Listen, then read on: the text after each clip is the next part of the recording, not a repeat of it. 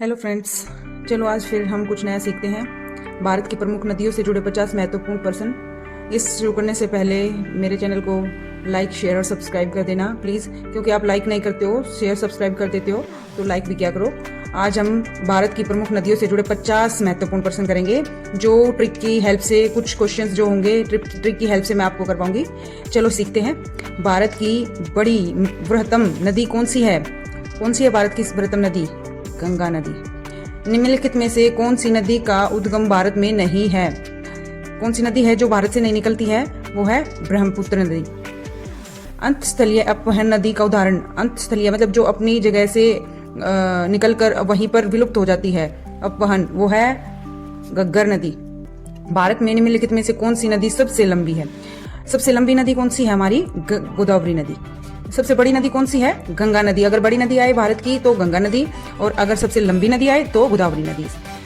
बिहार में बहने वाली नदियों में किसका उद्गम अमरकंटक में है? अमरकंटक में किसका उद्गम स्थल है? वो है सोन नदी का।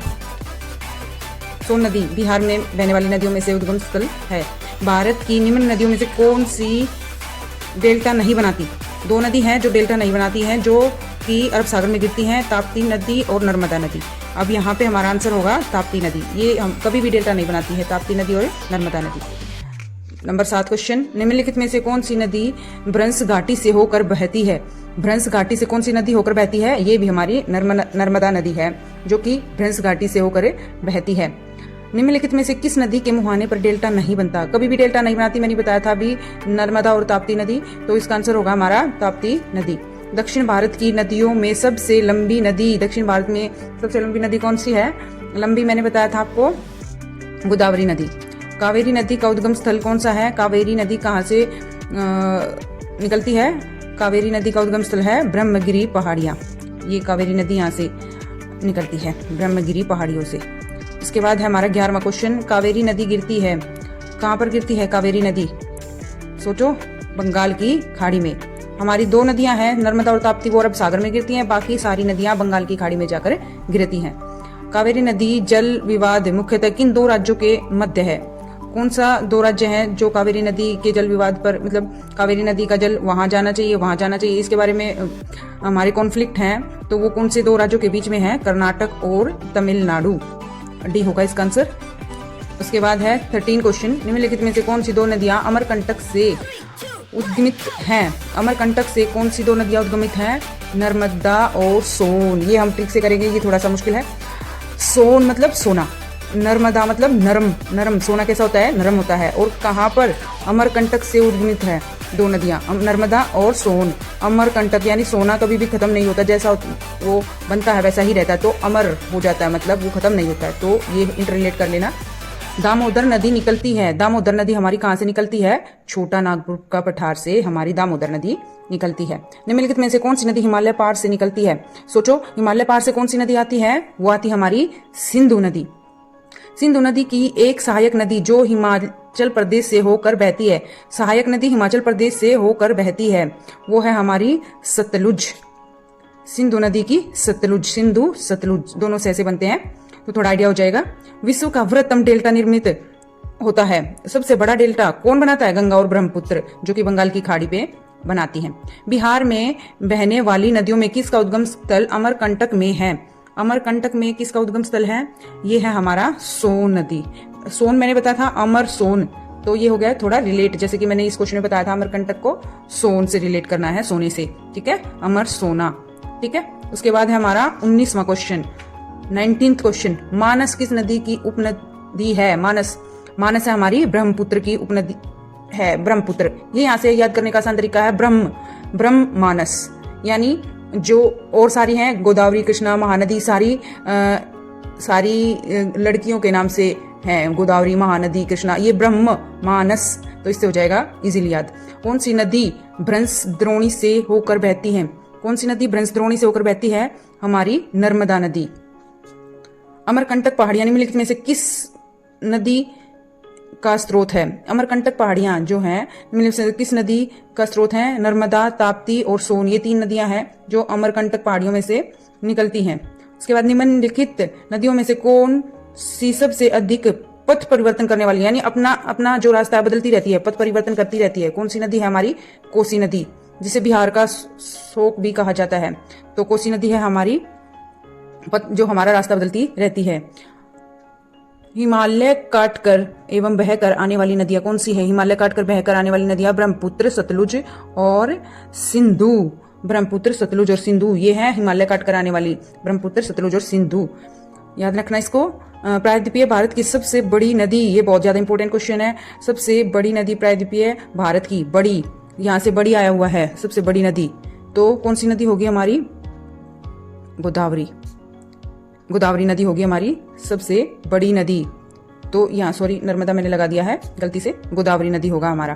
क्योंकि अगर हमारी लंबी नदी की बात करें वो भी हमारी गोदावरी होगी, और जो है हमारी बड़ी नदी भी होगी प्रायद्वीपीय भारत की। पूछ ली ना, वैसे बड़ी नदी पूछ रहे थे भारत की तो होती गंगा, लेकिन उन्होंने पूछ लिया प्रायद्वीपीय भारत की, तो फिर इसमें आएगा हमारा गोदावरी, लंबी भी और बड़ी भी प्रायद्वीपीय में। और वैसे भारत की बड़ी नदी हमारी गंगा। निम्नलिखित में से वह नदी कौन सी है जिसका उद्गम भारतीय राज्य क्षेत्र में नहीं है? जो भारतीय राज्य क्षेत्र से उद्गत नहीं होती वो है घाघरा। ठीक है। उसके बाद हमारा 26 क्वेश्चन आता है, निम्नलिखित में से वह नदी कौन सी है जिसका उद्गम भारत क्षेत्र में नहीं है? इसमें से जो भारत में नहीं है वो है निम्नलिखित में से वह नदी कौन सी है जिसका उद्गम स्थल भारत में नहीं है? ब्रह्मपुत्र हमारे भारत से नहीं निकलती है, चीन साइड से आती है। निम्नलिखित में से किसका उद्गम भारत में नहीं है? 27वां क्वेश्चन ये आ गया हमारा सतलुज नदी। सतलुज नदी भी भारत से नहीं निकलती है। निम्नलिखित में से नर्मदा नदी के संबंध में सभी सही हैं सिवाय किसके सही नहीं है?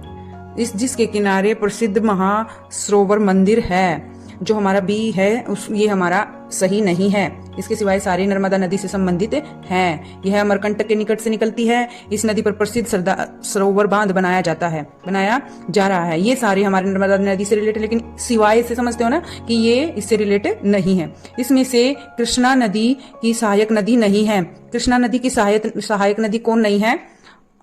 अमरावती। बाकी सारी कृष्णा नदी की सहायक नदी हैं। कृष्णा नदी की सहायक नदी तुंगभद्रा, मालप्रभा, घाटप्रभा, सारी हमारी कृष्णा नदी की सहायक नदियां हैं, अमरावती को छोड़कर। इनमें से कौन सी नदी कच्छ के रण में समाहित होती है? तो कच्छ के रण में कौन सी नदी समाहित होती है?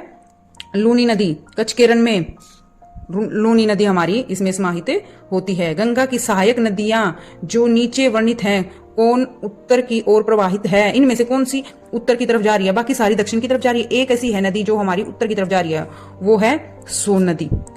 ये हमारे हो गए 31 क्वेश्चन, 31 क्वेश्चन। एंड आगे आते हैं हम 32 क्वेश्चन पर उससे पहले प्लीज अगर क्वेश्चंस अच्छे लगे तो लाइक, शेयर एंड सब्सक्राइब करें मेरे चैनल को। आगे मैं ऐसे इंटरेस्टिंग क्वेश्चंस आपके लिए लाती रहूंगी। और अभी हम करते हैं आगे 32 क्वेश्चन। भारत में डेल्टा बनाने वाली नदियां कौन सी हैं? कावेरी, गंगा, महानदी। अब सबसे आसान तरीका है, देखो यहाँ उलझाने के लिए इतने सारे ऑप्शंस दे दिए हैं, लेकिन हमने क्या याद रखना है? नर्मदा और ताप्ती को छोड़ के सब डेल्टा बनाती हैं। तो कोई छोटा बनाती है, कोई बड़ा बनाती है। तो जब जिसमें ताप्ती आएगी, ताप्ती और नर्मदा आएगी, जैसे नर्मदा है, ताप्ती है, यहाँ भी ताप्ती है, तो इनको छोड़ देंगे हम। ठीक है। उसके बाद भागीरथी और अलकनंदा गंगा कहाँ पर मिलती हैं? 33 क्वेश्चन। कहाँ पर मिलती हैं? दोनों देवप्रयाग में मिलती हैं। भागीरथी और अलकनंदा गंगा कहाँ पर मिलती हैं? देवप्रयाग में मिलती हैं। सुंदरवन डेल्टा का निर्माण करने वाली नदियां हैं। सुंदरवन डेल्टा गंगा और ब्रह्मपुत्र दो नदियां मिलाकर सुंदरवन डेल्टा का निर्माण करती हैं, सबको पता है इसका। तो सिंधु नदी का उद्गम स्थल है। सिंधु नदी कहाँ से निकलती है? ये निकलती है हमारी मानसरोवर झील से। तो सिंधु नदी मानसरोवर झील, सिंधु सरोवर, यहाँ से थोड़ा हेल्प हो जाएगी, मानसरोवर झील। गोदावरी नदी कहाँ से होकर बहती है? गोदावरी नदी कहाँ से होकर बहती है?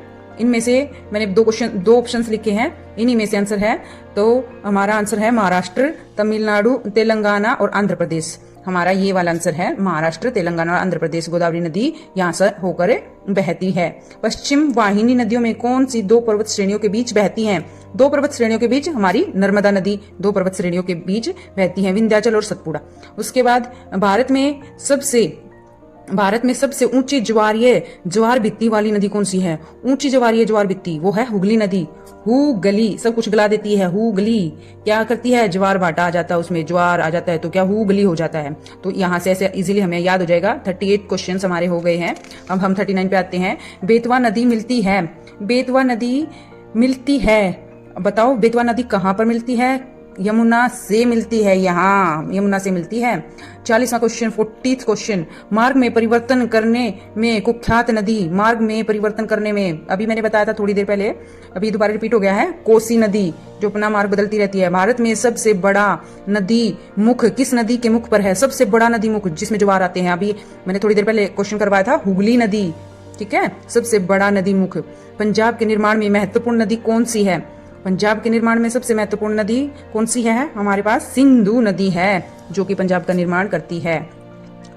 निम्नलिखित में से कौन सी नदी विंध्य तथा सतपुड़ा पर्वत श्रृंखला के मध्य से गुजरती है? नर्मदा नदी हमारी गुजरती है। उसके बाद निम्नलिखित में कौन सी नदी अंततः अरब सागर में गिरती है? अरब सागर में कौन गिरता है? नर्मदा और ताप्ती, दो नदियां अरब सागर में गिरती हैं, बाकी बंगाल की खाड़ी में गिरती हैं। प्रायद्वीपीय भारत की सबसे बड़ी नदी, मैंने बताया था प्रायद्वीपीय भारत की सबसे बड़ी नदी है हमारी नर्मदा नदी। ये बार बार आ रहा है क्वेश्चन, सबसे ज्यादा इंपॉर्टेंट क्वेश्चन है ये। ब्रह्मपुत्र नदी की सहायक नदी, ब्रह्मपुत्र की सहायक नदी क्या है हमारी? तीस्ता, संकोस, सुबरसिरी, लोहित। अभी हमारी देखो ये सहायक नदियां, ये हमें उलझाने के लिए अभी दे देते हैं कभी कभी पेपर में, संकोस, लोहित, तीस्ता आगे पीछे करके दे देते हैं, लेकिन सबसे पहले ब्रह्मपुत्र की सहायक नदी है तीस्ता, दूसरे नंबर पे संकोस, तीसरे नंबर पे सुबरसिरी, चौथे पे है लोहित। ओके, उसके बाद भारत में यरलुंग जंगबो नदी को किस नाम से जाना जाता है? अब ये किस नाम से जाना जाता है? 47वां क्वेश्चन, ब्रह्मपुत्र को इस नाम से जाना जाता है। बंगाल की खाड़ी में गिरने वाली नदी, 48वां क्वेश्चन, बंगाल की खाड़ी में, अभी मैंने आसान तरीका बताया था आपको, गंगा, ब्रह्मपुत्र, गोदावरी, महानदी, कृष्णा, कावेरी, मैंने बताया था ताप्ती और नर्मदा को छोड़ के बाकी सारी बंगाल की खाड़ी में गिरती, तो दोनों आएंगे ए और सी। भारत की निम्नलिखित नदियों में से किसे जैविक मरुस्थल का है? जैविक मरुस्थल, ये हमारा 49वां क्वेश्चन है, इसको बोलेंगे दामोदर नदी को बोलेंगे, जैविक मरुस्थल दामोदर नदी। निम्नलिखित में से कौन सी नदी यमुना नदी से नहीं मिलती? कौन सी नदी यमुना नदी से नहीं मिलती है हमारी? 50 क्वेश्चन, सोन नदी हमारी यमुना नदी से नहीं मिलती। केन, बेतवा, चंबल, सारी नदियां यमुना नदी से मिलती है, केन, बेतवा, चंबल याद रखना, और सोन नदी नहीं मिलती। अब लास्ट क्वेश्चन है, हाल ही में केंद्र सरकार ने जिसे राष्ट्रीय नदी का दर्जा देने की घोषणा की है वह कौन सी? अब ये क्वेश्चन है आपके लिए, आप इसका आंसर मेरे को कमेंट बॉक्स में लिखना। और आज का सेशन यही खत्म करते हैं। अगर वीडियो अच्छी लगी तो लाइक, शेयर और सब्सक्राइब करो प्लीज, एंड मैं ऐसी ही इंटरेस्टिंग वीडियो आपके लिए हर रोज लेके आती रहूंगी। धन्यवाद, बाय बाय, कल मिलते हैं।